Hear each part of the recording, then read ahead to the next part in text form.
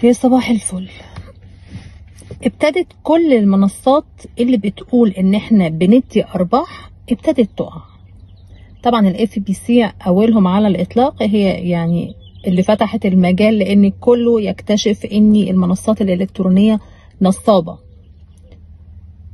فهنقول تاني ان مفيش جهة تقدر تديك ارباح. هي يمكن بتفرحك في الاول، تبعت لك ارباح اول شهر، تلتزم معاك كام شهر كده لغايه ما انت يعني السكينه تخش لقلبك. وبعد ما السكينه تخش لقلبك تعالى بقى هات كل اللي انت كسبته في عمرك.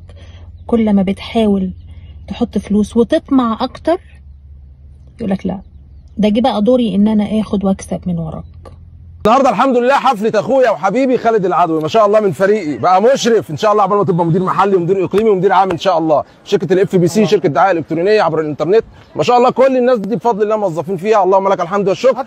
بقى عندنا دخل ثابت الحمد لله بجوار شغلنا، واي حد حابب ينضم للاف بي سي يتواصل معايا على الواتساب ان شاء الله، وهتلاقي كل خير باذن الله. والف مبروك لاخويا خالد العدوي تاني، وان شاء الله يبقى مدير عام في الاف بي سي في القاهره. انا اكرم عبد الكريم، ودي حفله خالد العدوي. كان الفتره اللي فاتت ما بيكسبش، لكن جه الدور لما تحط مبلغ كبير، مبلغ محترم قوي، يبتدي يكسب منك. ناس كتيرة كانت شغالة وللأسف الناس بتصدق العمة والجلابية البيضة والدقن. يعني كان صاحبها اللي بيعلن عن الشركة دي راجل تحس جواه الإيمان والتقوى، واستحالة ان هو ينصب على الناس وطلع نصاب. فناخد بالنا من المنصات الإلكترونية، ولو معاك شوية فلوس اكرم لك تحطهم جوه بيتك مقفول عليهم وما تدهمش لحد انت ما تعرفوش، خاصة ان المنصة الالكترونية انت مش شايف اشخاص قدامك.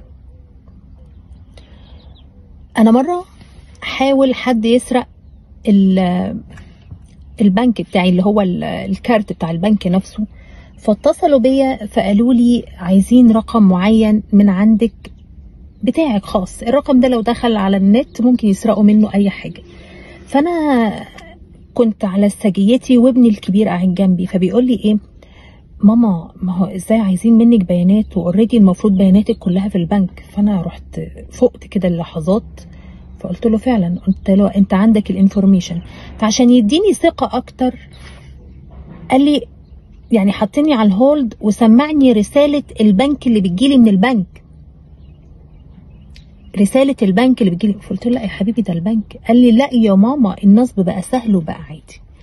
فخدت بالي. فانتوا خدوا بالكم من اي حركة، مش اي حد ده دلوقتي بيقدروا يسرقوا من خلال وانت معدي جنبه يقدر يسحب رقم البنك او الكريدت بتاعك اللي في جيبك. فخلي بالكم النصب بقى حلو وسهل والدنيا جميلة.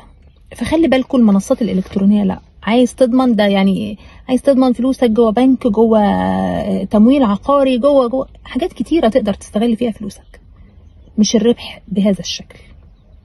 ده بيقول لك ايه، يعني في واحد شفته كمان بيقول لك انا